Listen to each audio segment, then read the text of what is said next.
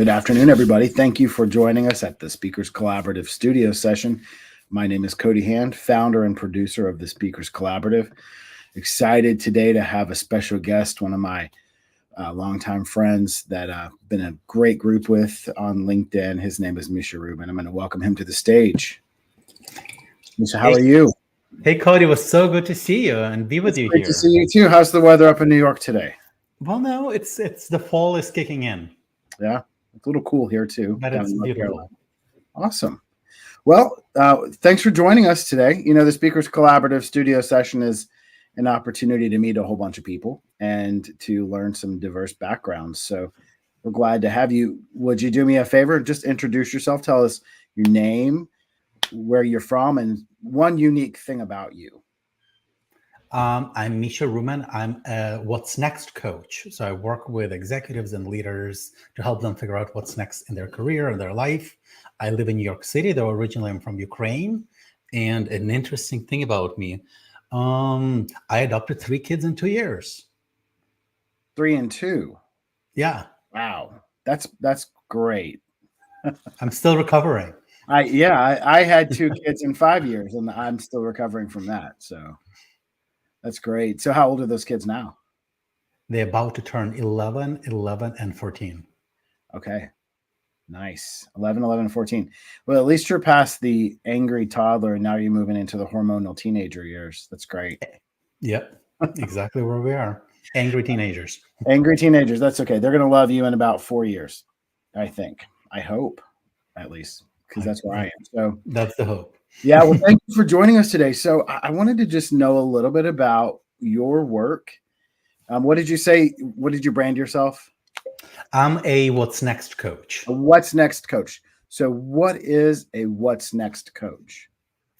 Well, you know, we all often come to a point of inquiry in our life about what's next for us. So I remember that happened to me. You know, I spent about 15 years at Ernst & Young. I was a partner there. And I still remember this very vivid moment when I was sitting in one of these meetings. It was before COVID, and everybody was talking. And then I heard my voice, like, Misha, you're not going to do this anymore. And at that time, I was a partner for 5 years. I was making more money than an immigrant from Ukraine could have ever imagined. And I also was a breadwinner in my family. So what I did is I jumped off the cliff. This is something I don't recommend to most of my clients to do. And as I was flying off the cliff, I realized there are so many people that I know that either not fulfilled at their job, or maybe they just ready for what's next, or maybe sometimes they are pushed by life towards what's next. And that as a society, we're really not educated on the topic, how to answer that question. Like, how do we figure out what's next for us in our career? What is the right industry? What is the right role? Maybe we should start a business. Maybe we should join a startup. Like, how do we answer all these questions in a very thoughtful way that stand the test of time? Wow. So I noticed a lot of your messaging on social media is about not jumping off the cliff. And you just mentioned that you did jump off the cliff, and you don't really recommend that for folks. So would you say that you come into people's lives when they're ready to make a move, but before that jump? So I would say I come in different places. So some people are already in some type of a leap for one reason or another. They already jumped off.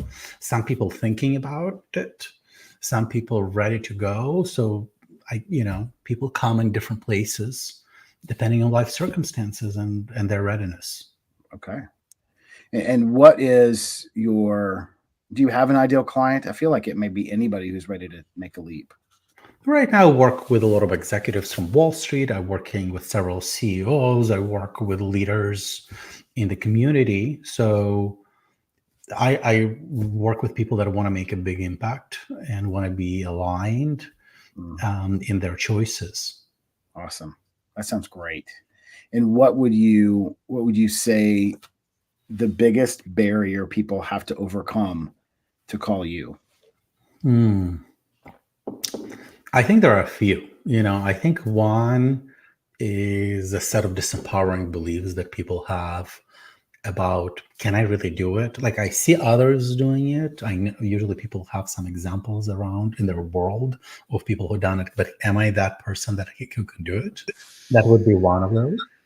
The second thing, it's like you need to be committed to having a great life. I usually say, like there's a distinction between good wine and an amazing wine. Like, and you will see it in a price tag, right? Something like, and a lot of people that I work already have a very good life. Mm-hmm. By any standards in the world, they're probably doing really well.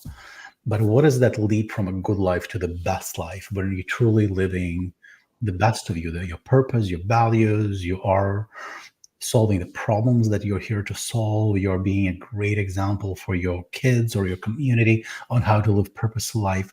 That's a shift. And listen, sometimes people come to me not because they necessarily solve that barrier, but because they know they want to Right. help them overcome some of these barriers. Okay. Nice. So I had a question. Can't remember what it was. So I'm going to move to the next stage, which is the Speakers Collaborative Studio session. One aspect that we love to do that I think is a bit different than most other live streams and casts are we like to give you the stage, Misha. So I'm going to take myself away and go grab a drink and listen to you. But I want you to spend however much time you want just talking to your ideal client, talking to us, and letting us know from your heart everything about you. You good for that? Sure. Awesome. I'll be back in a little while. So you're really leaving me? Okay, I guess you did. I think what's next is one of the most profound questions that as humans we have to answer, right? And one of the big questions that people ask to me, and they say, is this the right time for me to answer that question? And I usually say, well, if that's the question that you're asking, you probably should have started 6 months ago. So I think it's always a good time to think about what's next. It's never a bad time to do that. Even if you're in a great spot and things are working, it's still great. So the question is, so working with hundreds of executives, and I developed what I call the career leap method that actually helps people to navigate all these different parts of the journey. And I think one of a few reasons why people feel stuck in making these decisions about what's next. First of all, they don't really know how to approach it. Second one, sometimes they don't find time and structure to do it. And third of all, they don't have the methodology that's systematic and consistent on how to do that. And that's where I feel like having a person who's done it and who knows how to do it is one of the best way to start your process. So let me tell you a little bit about the career leap method and how I work with my clients. So the career leap method has 3 pieces. One, I call it discovery, and the goal of a discovery to actually get to what it is you want to do next, to get to clarity about that. The second piece is pursuit, and pursuit is about how do you actually get what you want, right? So that's a different problem. And the third one, I call it foundational. This is a foundational practices that you need to master in order to answer both of these the first 2 pillars. So let's start with discovery. So how do we discover? How do we start thinking about what's next for us? So I usually use a 3-pronged approach. The first one, looking from future self perspective. Like, look at you 10 years out. Yeah, you've made all the things you wanted to make. You've accomplished everything you wanted to accomplish. Who is that person? What are you proud of? What have you accomplished? What is your advice? So having that bigger view of your future self helps a lot. The second piece, I call it your career blueprint, which is a set of unique criterias, your unique criterias about your next leap. And how do I come out with that? So some of these criteria are innate to who you are, like your vocational values that were created when you were a child, or your strengths, or your motivational mechanism. Some of them are aspirational. So imagine if you had a set of good criteria that you prioritized, that you could evaluate opportunities coming your way, then you could make really good decisions, not just circumstantial decisions. And the third piece, I call it career leap map, which is a list of ideas about where and what you could be doing. And that's where I push my clients to come up with a lot of ideas about industries, about different roles, about businesses they want to create. And someplace on the intersection of your future self, your career blueprint, and your career leap map, we will identify several ideas that really speak to you. Let me maybe give you a few examples. So I worked with this amazing lady. She was like a top lawyer in one of the Wall Street firms. And she ran a big group, and she was a mom, and she was really, really busy with her life. And she wasn't happy. She knew there was something is holding her, that she wanted a different type of life. And we started examining her future self, where she actually saw herself running a nonprofit. Then we looked at the criteria of her career blueprint. She knew she wanted to spend more time with her children. She also knew that in her heart, she was humanitarian. And when we explored her career leap, we really got to, that's what she really wants to do. And she ended up being a general counsel in one of the foundations, and that was her path towards the future. This is just one of the examples. Okay, so I told you a little bit about discovery. The second piece is about pursuit, and pursuit about how do we take all your experiences, all your gifts, all your talents, and everything you know, and how do we package it for the leap that you really want to pursue? And this is an important work. What I call is building your personal brand story. It's more than just resume. It's more than just preparing for an interview. It's really how you want your world to perceive you in respect to your goals, to your leap that you want to make. And this is a fun part, because this is like, we know we have a lot of building blocks, and I usually work with a lot of accomplished people that did a lot of great things. And the question is, how do we package it in a way that actually makes sense for what's next? Let me give you another lawyer example. One of my clients, she was an international tax lawyer, and she came to me. She's like, well, I just don't like what I do. I made a lot of circumstantial decision. Took a lot of different studying to get to where I am, but I don't love it. The only other idea that I have is I want to start a business, but I've never run a business before. I don't have capital to do that. So we did all the work with her on her career blueprint and everything. And then she realized she was committed to children causes and children education. Now, when you go into this completely new idea and different industry, we had to really look in what type of a role that she would be able to play. And that would be COO type of a role. And then we would need to work on really how to position her as a COO, from being international tax attorney to being a COO, how to position her. The next thing I know, she gave me a call, and she said, Misha, you won't believe it. I'm starting an international educational startup in operational role. I'm so excited. I also want to learn about the business. Maybe that's what I really want to do next, starting my business. Excuse me. Okay, so I told you about two pillars. I told you about pillars of discovery and pillar of the pursuit. Now, the third pillar is foundational. This is where we deal with your disempowering beliefs, because everybody has them. And as we know, the disempowering beliefs actually stop us from seeing what's possible from us and stop us from pursuing it. That's so important to pay attention to them. Then what I help my clients is build what I call board of supporters. How do you surround yourself with the right people that will actually take you towards the goal that you have? And the third piece are your habits and how you actually want to design your life. Let me give you another example in terms of disempowering beliefs. So I work with this young executive who came to me, and he said, Misha, you know what? I've been in this particular role for 10 years. I've been getting these great reviews, but I feel kind of like resigned because I don't see any career growth. I don't see any path for future. He was almost like depressed. He had a young family, and he didn't really know what to do. And this is one of the things that we distinguished, that at some point in his life, he was a badass. He took risks. He played sports.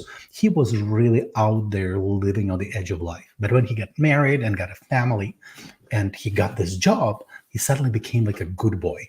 And as a good boy, he kind of was doing all the right things, but wasn't fully himself. Anyway, so the transition that he made is from being a good boy to being a badass. And as such, he went to his boss and asked him for 75% raise. Well, I usually say, I don't really care if you get a raise or a new job, but I care that you're clear and empowered. So you can see how clear and empowered he was to go and go for that ask. Now, he didn't get what he asked for, so he said, then I'm moving on. And he found a job where he made 2.5 times more money. He moved, he got a director role, he moved his family to a different state and started a completely new life. And this is just one of the examples of what's possible when you dismantle your disempowering beliefs about yourself. Wow. I love that story. I didn't expect you to say badass, but I'm glad that you did. How long does a client typically work with you?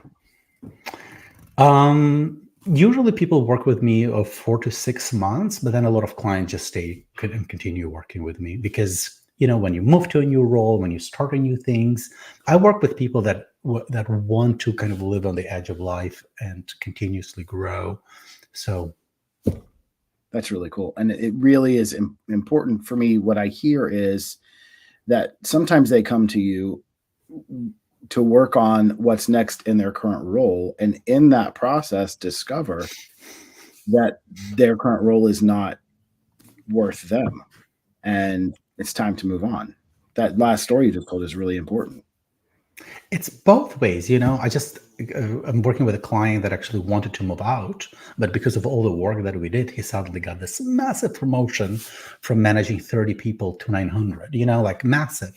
But that's also because of inner work that he's done, though he didn't originally see the opportunity in his current company. But when we laid out the impact that he wanted to make, his value system, and worked on his disempowering beliefs and new ways of being, all types of opportunities show up. Awesome. So switching gears just a touch, what are you reading these days? Oh my God. I go through periods of not reading anything and reading a lot. So I'm kind of just went through a period of reading a lot. What's on the top of my mind is Byron Katie.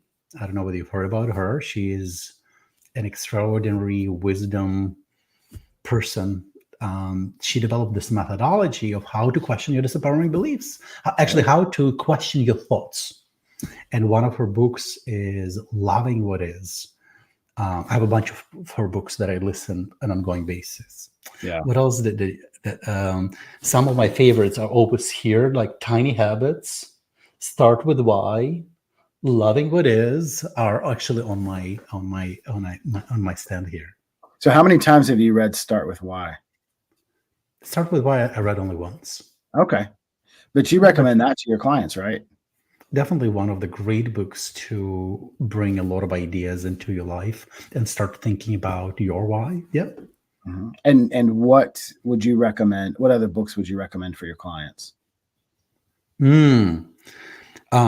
Surrender Experiment by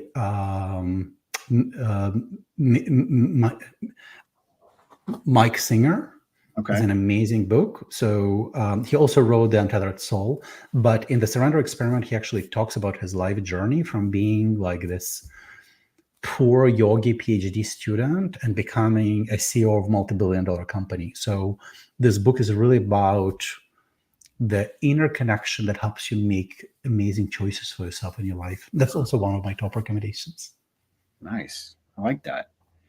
Well, so we're going to transition even more. Some a little bit back to you, some to me. First, do you have any questions for us? No, but actually, I would love to know more about this forum. I don't even know. Are there other people listening? Yeah, we do have a couple of people tune in. A lot of our viewers watch the recorded version simply because it's 3:00 on a Tuesday. Yes. Many people have other things to do. Okay, beautiful. Better things to do, but other things to do. So this forum, I'm glad you asked that question, Misha. This forum was born out of my desire to take my work with the Speakers Collaborative and expand it to, one, a broader audience, but also to those who may not want to be on a stage and give talks, but may want to share information. Right. Yeah. And one of the things that I really love that comes out of this is that period that you just spent on stage by yourself really turns into some great marketing material that we can chop up and make SEO friendly, and you can have that and use that for your future content creation or however you want to use it. You may not ever want to use it, but I love when I go on to social media and I see a post that has a clip from somebody that's been on the studio session before. It means a lot to me that they find value in that, but it also means a lot to them because it's my gift to you. I love it. And it's something that I love to provide people. I tell people all the time, I started the Speakers Collaborative to get the material that I needed to be a speaker. And shortly into the very first talk at the very first collaborative, I realized that this stage was bigger than me. And it was a platform that others were thirsty to find and just couldn't find it. And so I look for ways to provide that stage and this stage for as many people that I can find that want it. And there are some that have been here before and really hadn't thought about adding speaking to their repertoire. And so like you, in your time with us today, my next question is, have you considered being a public speaker? Because you have it's a very comforting voice, but also very authoritative. And you're an expert at what you do. And there are definitely people who want to hear it. So Misha, have you ever thought about being on a stage and giving a talk? Sure. And I've done some. Okay. It's not kind of my primary gig, but yeah, I can speak. Yeah, that's great. We have, we appeal to speakers, but we also look for people like thought leaders, coaches, right? Anybody who needs a stage to market their product is really my target audience. So that could be amazing. Much 90% of LinkedIn right now. Totally. So, yeah. I have to say, I had many people interviewed me. I never was left by myself in a room. That was a unique experience. I made it. I think I made it. You did a great job. That's something we do here because it is another opportunity to get people on stage. We call this our stage, to get people on stage right. to really practice their craft, practice their pitch, and get content for themselves. And you just don't find that very often without somebody saying, that was great. How about $1,000 to get your clips? You're not going to get that from me. You're just going to get the clips. So beautiful. Thank you. Tell me, if I am looking to work with Misha Rubin, how's the best way to find you? I guess the best way nowadays is LinkedIn. Find Misha Rubin on LinkedIn and connect with me there. Then we can chat, or you can also visit my website, misharubin.com. Awesome. And are you taking new clients? I have a few spots starting next year. So right now is a good time to be having these conversations. Excellent. I think anybody who's looking at 2025 and their goals might need to consider giving you a call, especially if they don't want 2025 to go like 2024. It's time to make a change, right? What's next? So, Misha, what's next for you? A lot of things. I'm launching my newsletter soon. Like, a lot of work is in preparation about that. I'm writing my book. That's happening. I am taking on my health. I have this goal, 53 equal 35. So when I turn 53, I want to be 35 biological age. So I'm working on that. Well, I'm raising 3 kids. That's always what's next with them, because you're trying to reverse your age and raise 3 kids. That doesn't exactly. Exactly. Listen, I like to take on impossible tasks. And I'm also on the board of Rise Alliance for Children, which is a nonprofit that works with children at risk, vulnerable kids. I'm actually responsible for all our work in Ukraine and all the fundraising related to that. So I'm growing and expanding that. So I'm a very busy person with a lot of what's next ideas. You seem very busy. So tell me, in your quest to reverse your biological age, what have you found any hacks, or is it good old fashioned diet and exercise? I think Outlive by Peter Attia is a great framework that he laid out, because it's not just diet and exercise. It's a lot about what type of exercise you do. Yep. Intermittent fasting. I just built a sauna in my house. I I'm scared of Wim Hof method and ice baths, but I know that's what next for me. I'm It's also, brilliant. You got to do it, Misha. I think I will, but I'm like prepping myself for that. And talking about the books that I read, Breath is an amazing book about breathing and how breathing impacts everything and how we overbreathe, which is not something that we expect. That breathing less is actually if eating less is that's what's good for longevity. Anyway, so yeah, That's fantastic. 2025 is your year, buddy. I can tell. I'm telling you, It's going to be I'm great. telling you. It's going to be Thank great. you. And for anybody watching, 2025 can be your year too. So if you are interested in learning more about what's next and getting a what's next coach, look up Misha Rubin on LinkedIn. You can also find him at misharubin.com. That's MISHARUBIN.com. Reach out to him. And when he tells you what's next and you guys figure that out, and if that brings you to a stage, I would invite you to check out the Speakers Collaborative. So the Speakers Amazing. Collaborative is a 2-month cohort. It is designed to get you polished and on stage and get you everything you need to market yourself. We started with a mini course that's now available on the website for $49, which is nothing. And I need about 700 more of you to buy that so I can cover the cost of that program and buy my kids Christmas presents. And then after that, sign up for that cohort. Misha, any last parting words for you? I just always say, remember that life is beautiful and keep exploring.